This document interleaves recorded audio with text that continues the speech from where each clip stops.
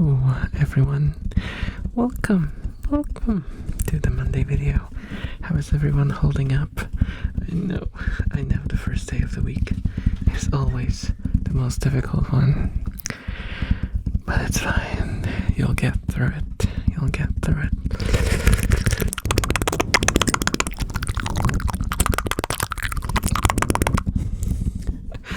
Hopefully, with my help, maybe.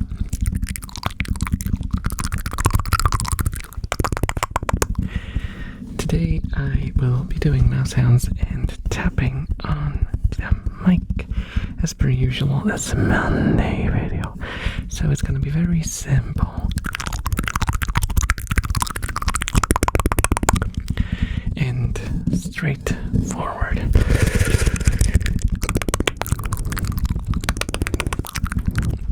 And yes, the rats are going crazy in the background because they just woke up. That's an unusual time for them to get up, but hey, I can't command them as much as people would have you believe that I'm a rat whisperer. I am not.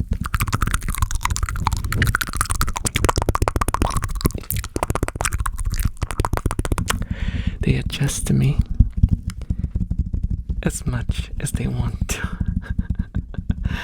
As much as they find profitable to. Because if they're around, they can get snacks. If they're around when I'm walking around.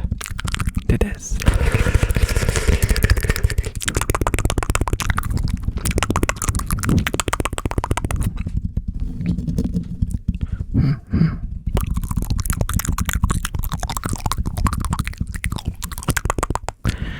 I have been working on a bunch of things behind the scenes. You might have seen, well, if you're a member, you might have seen the things that I'm working on.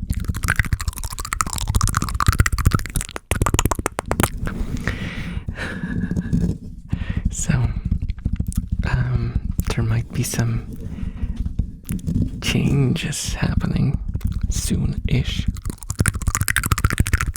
Sooner than I expected, at the very least. I'm not gonna give you a date, and I'm not gonna tell you what those changes are, but if you know, you know.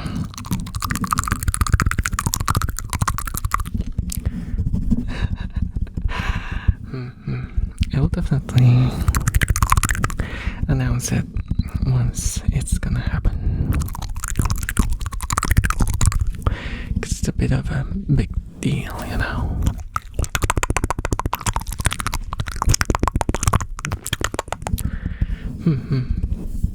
So,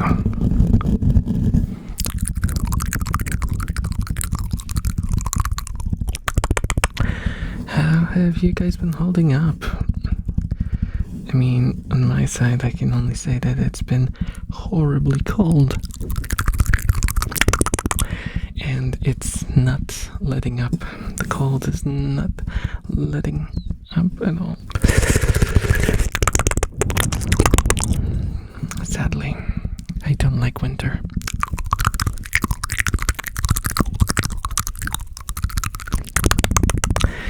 I don't like winter. I only like winter through the window and on photographs, but I don't want to live in the winter. I don't want to have to, walk through the snow, risk slipping, and all the things that come with winter. Shoveling snow. I hate shoveling snow.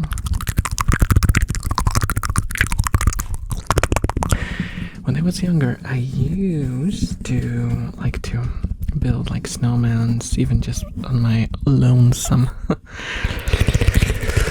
I was that type of person, and I loved, how do you call them? Sleds? You know, the thingies that you use to,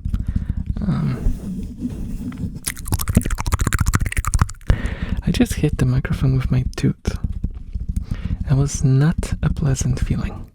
Ow. Because I don't have the microphone cover on.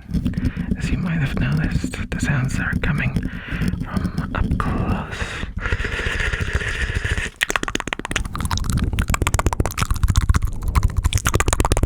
And there might be a little bit of wind noise from my breath. Just because there is no mic cover. I kind of sound like Hannibal Lecter when I do that. Don't I? Don't I?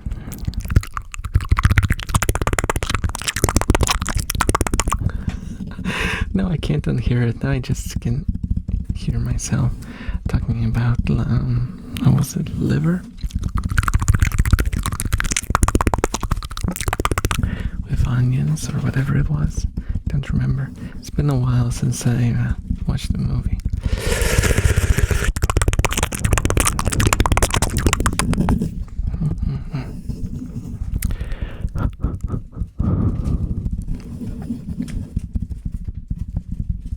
Oh, we used to do those very irresponsible things called I don't know if there's an English word for it, but we called it in Polish kulig, which is basically you tie a series of sleds to the back of your car, and then you pull them through public roads. I know those were different times. It's illegal now, by the way. It's been officially deemed too dangerous to be done. I don't know how long ago that was, but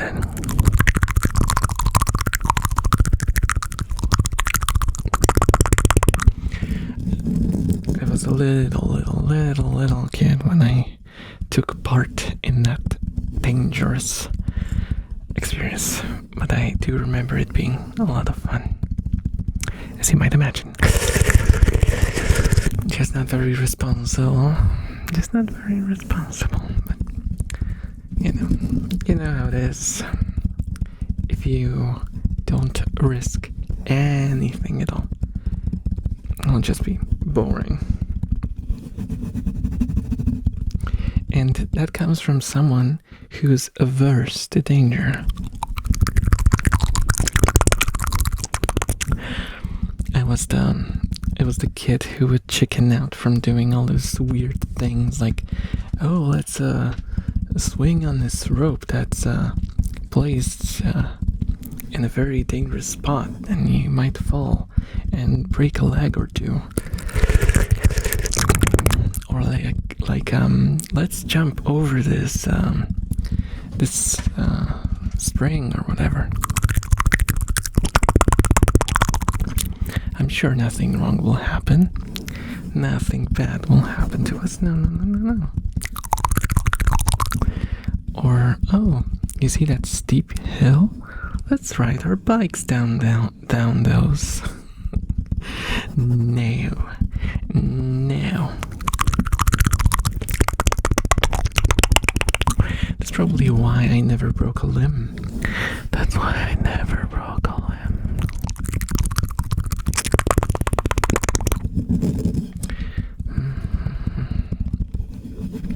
You know how it is.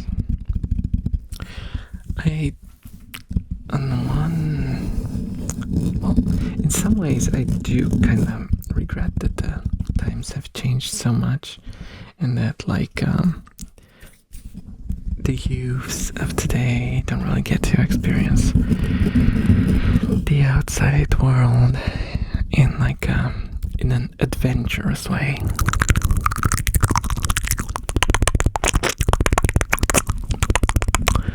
Because I do remember having a lot of fun with just in gamer terms, I would call it emergent gameplay. Because now everything is pre-planned. You turn on this particular game to play with this particular character and do this particular thing. Everything is like set up and everything is very structured.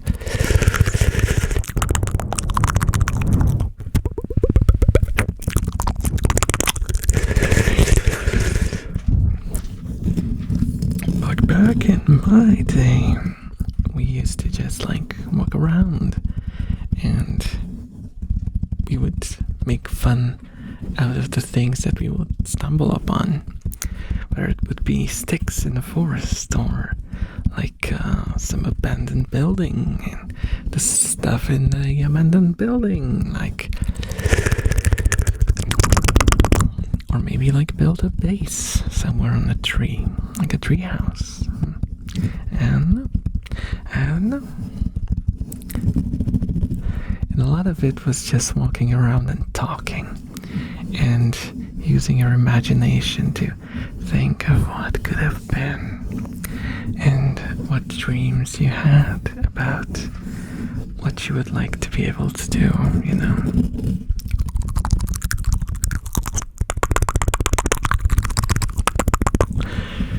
It's funny because I do distinctly remember that I talked to my best friend on one of those treks.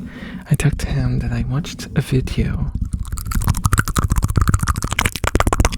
on the TV of something called an MMORPG. And I was very intrigued by the idea of people in this virtual fantasy world, like all of them at the same time. That was so magical to me. And we would fantasize about what we could do in a game like that, how fun it would be and stuff. Fast forward to today, and I'm so bored of MMOs that I basically stopped playing all of them.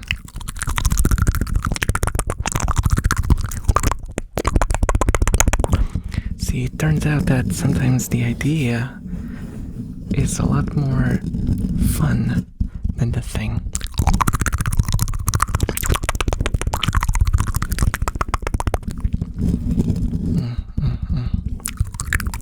I think that's one of the reasons why books are so engaging. I know this, like, books are basically not really active medium anymore. There have been some researches here and there, but the thing about books is that they engage your imagination, and your imagination can always come up with some visualization or some emotional reaction that's like a pre-planned, like a fully developed experience won't be able to match. What I mean by that is, like, when you watch a movie, you have the visuals, you have the sound, everything is very straightforward, you understand, there's no place for your input, right?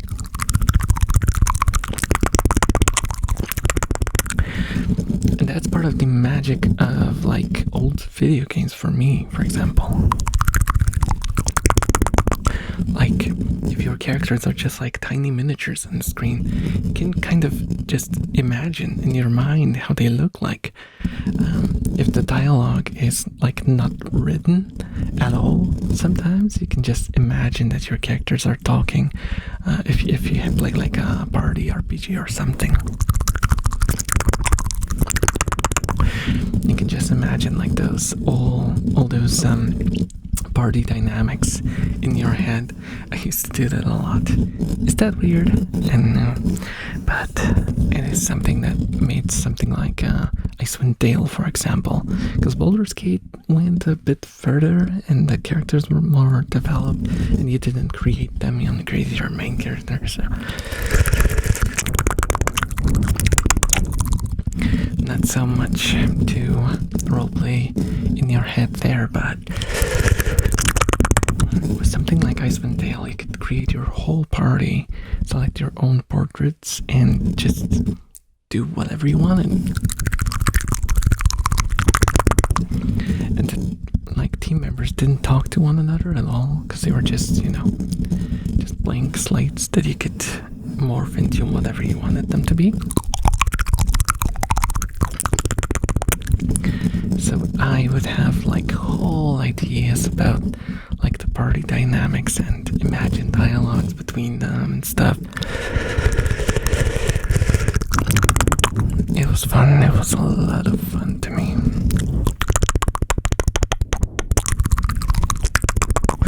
Modern games, even ones that try to kind of do the formula, I often get frustrated when like I roleplay my characters in my team in one way and then I'm forced to act in a completely different way than I imagine my team members would.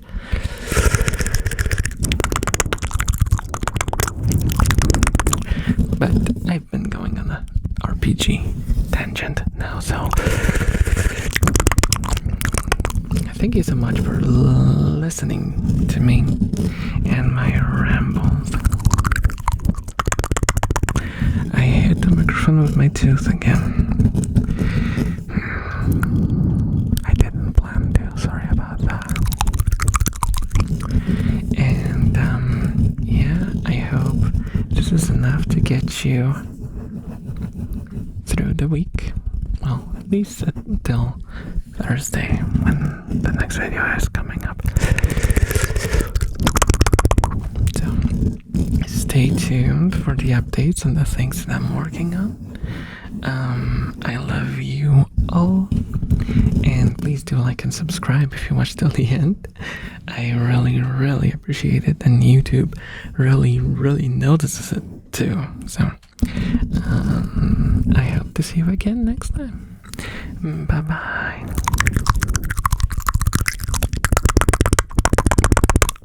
Bye. Otakutir members: Catpack, Curious, Psycho Mask, Yuya, Nico, Enthusiast tier members. Thank you so much for watching.